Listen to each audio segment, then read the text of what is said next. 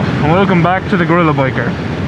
And today, what we're going to be talking about is this wonderful Aprilia Falco. Once again, I know I'm talking about it quite a lot, but I do love it. And what we're going to be actually talking about today is things I like about the Falco. Now, I know people usually put numbers on these things, like, you know, 5 of them and stuff, and I have done that in the past, but today I'm not going to do that. I'm just going to talk from the soul, so to speak, on this wonderful bike, and we're just going to see how many we come up with. But first and foremost, it's actually a very simple one that I love about this bike. I'm going to say love because I do love it. It's the engine, you know what I mean? It's like I said when I originally bought this bike, it's something that really attracted me to get one of these anyway, was the big twin, you know, that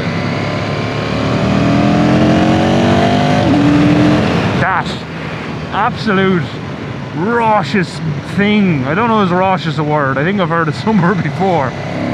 Oh, it's just such a good engine package. And when I say engine, I don't mean only like, oh, I like the pistons and the conrods and everything that makes the engine go pop.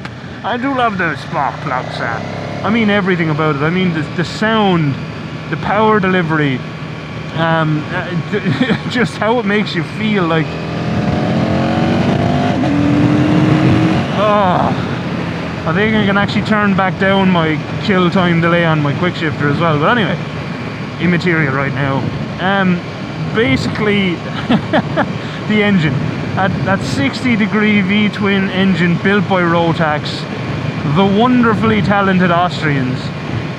I absolutely love it. It's such a good engine, and the way it delivers power is just, oh, it's addictive, you know what I mean? Like, you wouldn't want to live somewhere that was heavily infested with policía in Mexico or whatever, or wherever you live, you know. Obviously I'm in Mexico right now.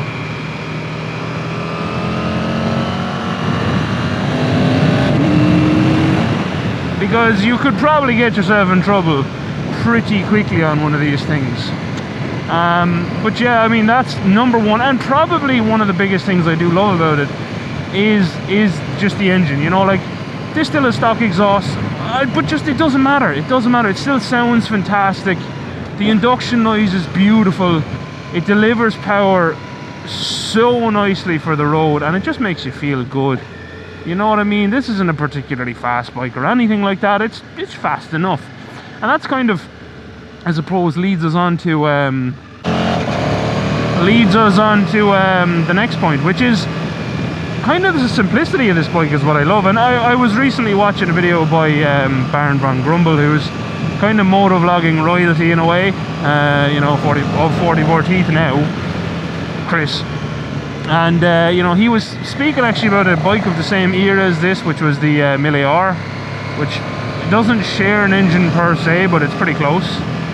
And you know, it's one thing he pointed out as well, that a bike like this, you know, it might not be as fast as modern bikes, it might not have all the modes of all those modern bikes and have all the fancy trick bits, but you don't need them. You know, this bike still feels plenty fast on a road, especially a road like this. You know, this doesn't even have painted lines on it, which I know freaks some people out, but I'm completely used to it. But that's something that I actually really like about this bike, and it's what attracts me to older bikes, is their simplicity, you know. This one it's literally some cables, literally steel cables, connecting you to the throttle bodies, and when I twist it, it makes the bike go, you know what I mean? Now obviously there's a lot of other stuff happening in there between creating a vacuum and pulling in extra fuel. It doesn't matter, you know what I mean? We're not going to talk about engine wrapping and all that crack, just that it exists. The magic of go-go juice exists, and that's what matters. But the simplicity of this bike is what I love. You know, you get onto it, you turn it on, you let it warm up, you deal with the kind of heavy clutch and the kind of dodgy, the kind of heavy clutch and the kind of dodgy clutch as well. Sometimes it just doesn't want to, you know, do what you want it to do as much as you'd like it to do it. But those are the small things you deal with, and then you get out and, as Baron von Grumble put it in his video, you just deal with them. And I'll link that video down in the description as well, or whatever, just so if people have an interest in seeing his video on his mille R, you can as well. But you know, there's no ABS on this, there's no traction, there's nothing like that. I have my brake master cylinder linking me by 2 braided lines to my brake calipers, and that is my front brakes, and then just half of that on the back with a different type of brake caliper. And I'm not like no, I can't remember the word for it, but someone who's afraid of tech or anything like that. You know, and I'm definitely not against tech on modern bikes, but I am definitely a proponent for absolutely adoring older bikes like this, with technology where it was. I'm glad we didn't come to a standstill, but the simplicity of older bikes like this is a huge reason why I love them, and a huge reason why I'm always going to keep buying them. You know what I mean? It's just, it's one of the things I like. It's one of the things I like about them, and I ain't never going to stop. Now we'll jump off the bike in a minute, because the next thing I want to talk about is actually the looks of the bike, and I think we can appreciate the rest of it when we jump off in a second. But one of the things that I don't do that, one of the things that I really do love about the looks is also the cockpit. You know, you have these beautiful red caps on the forks, you have this really cool dash that I really like, and I wouldn't be a huge fan of digital dashes in general, but you have the old style rev counter and the digital stuff side by side, and that's absolutely fine. But and the wing mirrors and everything just look really good from a rider's position, and you have this huge big tank stretching out in front of you. You know, it's just, you just feel cool riding it, you know what I mean? When you look down, you just kind of feel cool. And whether you think I'm a knob for saying that or not, I'm just telling the truth. Like, I bet a person I just went past thinks I'm cool. Or maybe they think I'm a knob, who knows? It's not important to me, because I feel cool. We'll continue the looks bit when we actually get to stop, but the next part that I want to talk about is that I love is we're going this way. Yeah, it's the actual riding experience of the bike. It rides so well, you know. Definitely not as sharp as a lot of more modern bikes, definitely doesn't turn in as well as a lot of more modern bikes, definitely not as comfortable as certain bikes, but it's the overall feel of it, you know, the fact you can feel that engine rattling up through your feet and whatever else. Like I said, it just kind of feels cool, and it's very rewarding.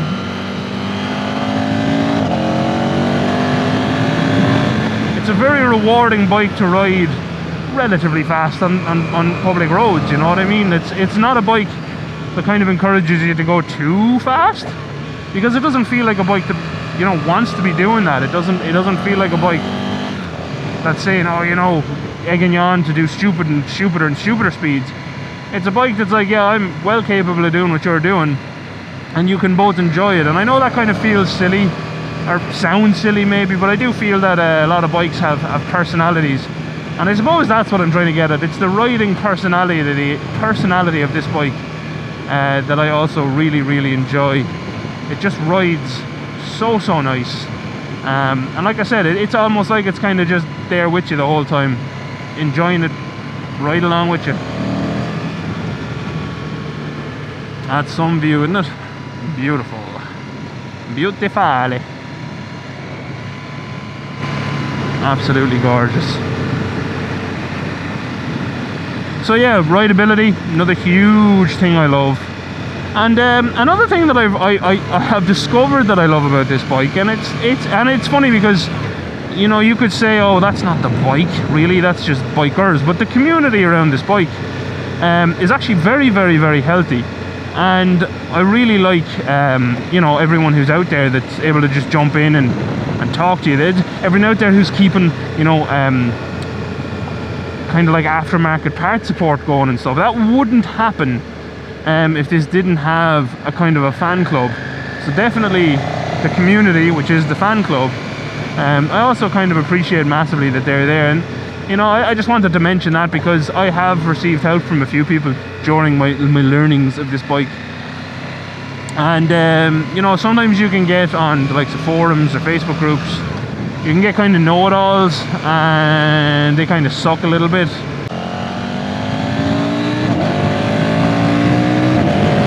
Oh, this bike. You're a bold bike. You're a bold bike. When you get on this thing and just accelerate, especially with the quick shifter that I've thrown on there, it is very rewarding. Very rewarding. And that's another thing I kind of like about the bike as well, is that it's you know, even though it's an older bike and was a rare bike, there's still a lot of parts availability for it, due to the fact that people have kept these going. You know, people have had the interest to keep them going, so there's a load of parts available for it, and that's something I also definitely like. And to kind of go hand in hand with that, something that I probably wouldn't like, you know, if there wasn't the same level of love for the bike and parts availability, is the rarity. You know, if that rarity had negatively affected, oh yeah, well actually I've been here before, yeah, this is not where I meant to go, but it'll do. The rarity, if it had negatively affected parts availability and stuff like that, I probably wouldn't have liked, you know, the aforementioned rarity and whatnot as much as I do. But the fact of the matter is, because of that community that's out there, there's still so much available for this. And also it did share you know, a hell of a lot of parts with the likes of the Mille at the time and stuff, so you know, there was plenty of support there too. While you could say it's a rare bike, and you know, oftentimes that does, and it is a rare bike. The Falco is a rare bike, but the fact that it shared so many parts with the likes of the Mille and whatnot, there's still plenty of parts available for it, aftermarket and original, which is really cool. I need to clean my wheels, and yeah, I absolutely love that about it. Then we can finish talking about the looks. So I said it in a recent video, and someone said, yeah, you nailed it there, and so I'm kind of repeat it, because it's something that sprung to me at the time, and it always kind of comes back to me, in that the looks of this bike, I think, it's a timeless design. I think it's aged incredibly well. This bike is 22 years old, so this bike was designed more than 22 years ago, and I mean, if I walked in and I saw a new one of these sitting on a showroom right now today, I would not, you know, think that looks a bit aged, you know, they could have done more with that design. I still think that's a bike that could be sold new as is today. No one would turn their nose up at it. I think it is a true beauty of a bike, and long may they continue to be available, because honestly, you know, from this absolutely beautiful frame, which I think is stunning, down to, you know, a lot of people say the Mille swing arm looks nicer. I actually like the stock swing arm. I think it looks good. The one thing that does kind of belie the age of the bike a little bit is those big twin exhausts there. They're cannons. But like the engine, that looks like it could be produced today. The wheels looks like it could be produced today. Granted, the brakes do give away the age a bit. If you know about calipers and stuff, the calipers definitely do give away the age a bit. And then as you kind of walk around the bike, the headlights, to a degree, but I mean, not so much. But all the styling and stuff really is. I mean, like I said, if you were to tell me this is a pretty new bike, I would be like, yeah, okay. I wouldn't argue with you. You know what I mean? I wouldn't be like, bullshit. That thing is ancient. It's aging incredibly well, and I love to see it. I absolutely love this Falco. Let's get back onto the road. And yes, by the way, I'm still loving these Indie Ridge gloves. I also have my Indie Ridge boots on. These are brand new Lindstrand bike jeans that I bought in Freeman's that have hip armor. The hip armor kind of sucks. It kind of slips around too much. There's no pocket there for it. But the jeans are very comfy. I do like them. But yes, that kind of is, you know, I really love how this bike looks. A lot, actually. Oh, Italians. Oh, actually, there's another thing that I actually do love about this bike that I would have forgotten to mention, really. I was about to close out the video, but the fact that this bike is Italian is another plus to me. You know, I think the Italian, I like having a collection of bikes. I think if you follow the channel, you kind of know that. You know, I like having lots of different bikes with different personalities. This one in particular, I like Italian bikes. You know, Ducatis are beautiful, Moto Guzzi's are beautiful, but Aprilias have a piece of my heart. I've always liked Aprilia just as a brand. I love seeing how they're doing in MotoGP at the moment. You know, I loved all their older racing bikes all the way back to the two-strokes. I love the looks of them. Not that I ever got to see them live, but every time I see one racing on videos now and stuff, I'm like, yes, that's a cool bike. And you know, all the modern Aprilias from pretty much all of them, just kind of, I love them. And again, if you've been watching the channel a long time, you know that I have a huge soft spot for V4s.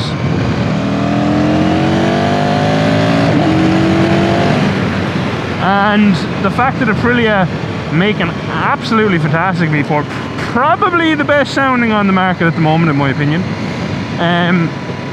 You know, that of course it helps, you know what I mean. I love the fact they've kept that going. Now, am I sad that they didn't keep this exact style? You know, there isn't a modern like V4 Falco.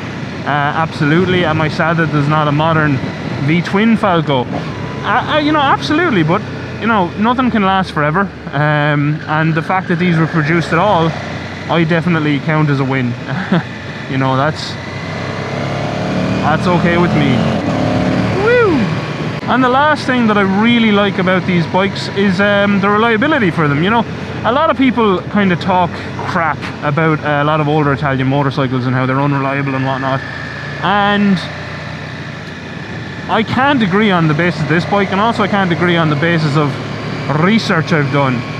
Quite possibly, yes, with some older Ducatis you do have some inherent flaws in some of those bikes. And you know, even with this one, there's a couple of inherent flaws around you know, oil getting back up into the breather and whatnot, or into the airbox.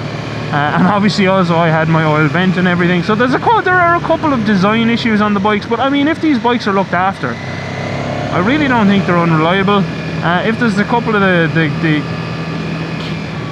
if there's a couple of the actual electronic upgrades made that are available to be made, certainly actually helps them a lot. But the actual, I mean, the core of every bike, I don't care what bike it is, the core of every single bike, the reason so many of us love them is the engine. And these engines are very reliable. That is a fact proven by time. So, I mean, you know, you can talk down to these bikes all you want, but the fact of the matter is, you know, they're proven by time to be very reliable. There's 46,800 kilometers on this bike, and it still feels new, engine-wise. Oh, I forgot this was here. I always forget this turn is here, and it's always filthy, but we're okay. You see it? Perfectly rideable. And who needs ABS? Well, I might have needed ABS if I hit the stones, in fairness, but I didn't. And that is, I'm not sure how many that was, maybe 8 or something, so who knows, the 8 things I love about the Aprilia Falco. And I'm going to actually add one more before we finally finish this video, is the bike. So there's very few bikes that are kind of accommodating to a taller rider, and I'm a taller rider. I am going to have to say it because I always get asked this in the comments when I mention it, if I don't specifically call it out in every video. So I'm 6'7", and I'm long of body in comparison to my legs, shall we say. But this bike actually accommodates my size pretty well. You know, I'm not even sure how long we've been out on this today already. I've probably been out for about a half an hour, and you know, I feel like I've just jumped onto it. I'm not so familiar with this road. I just remember when the turns come up, I'm like, oh, I remember that turn. It made my butt pucker last time too. This is another butt pucker here, I think. But you know how accommodating this is to taller people. I absolutely adore. You know, with the longer tank, the long reach to the bars, it actually suits me really, really well. And that's a rarity, particularly with newer bikes. You could go into these faster, but see, I don't know, is the camera picking up all the stones on the road? This is a pretty gravelly road. It's super accommodating for the taller rider, and I wish more bikes in the modern era did that. I wish more bikes in the modern era were, you know, kind of even a nod towards us taller folks would be nice, because we don't really get that very often. And the fact that this is a bike that taller people can buy and ride, I love it. I absolutely love it. Anyway, that is the I don't know how many things that I love about my Aprilia Falco, and I hope you enjoyed the video. I hope if you own a Falco or have been considering one, this either gave you a smile because you know I'm right, or maybe it'll give you the nudge to go try find one and buy one. But don't buy them all, because I might want another one soon. I'm just kidding, or am I? Who knows? But yeah, let's also not price gouge things, like, because a lot of these bikes are becoming more popular, and you know, people are putting up some crazy numbers. I saw one advertised in the States with very low miles, but it was up for like $7,000. I mean, these were like $10,500 brand new. It's not worth $7,000 at 20 odd years old, whether or not it has low mileage, because a lot of work needs to be done to get them back. But anyway, I am going way off topic. So many stones, come on people. Phew. But yeah, that's been it. If you watched, thank you very much for watching. As always, a very special thank you to all of my patrons. I really appreciate the support you give me. And I would say the channel, but it's mainly me. It's mainly me you support, isn't it? Because I suppose I own the channel and whatnot. And yeah, I appreciate you all a lot. And I know you all know, if you're reading the patron messages, that there's some big news coming, and I hope you're excited for it. I hope it isn't too much of a downer for some of you or whatever else. But yeah, let's keep it going. And if you're not in the Discord and you want to be in the Discord, let me know and I'll throw up another link on the Patreon. But anyway, that's it. Thank you again for watching. Adios. Outro crew. What, if any, is an older bike that you have admired from a distance but never... Oh jeez, that's a lot of gravel. What the hell? Admired from a distance but never pulled the trigger on, and why? Is it a fear of it being old? Because you really shouldn't be worried about bikes being too old, especially with mechanics. You know, there's good mechanics out there, and they want to work on these bikes. Let me tell you. So give them a chance. Give the bike a chance. But yeah, what's the oldest bike that you would love to buy? What's the thing, the one that you've always had your eye on, going, I don't want to take the risk, it's old? Is it one of these? Let me know in the comments. Bye, outro crew.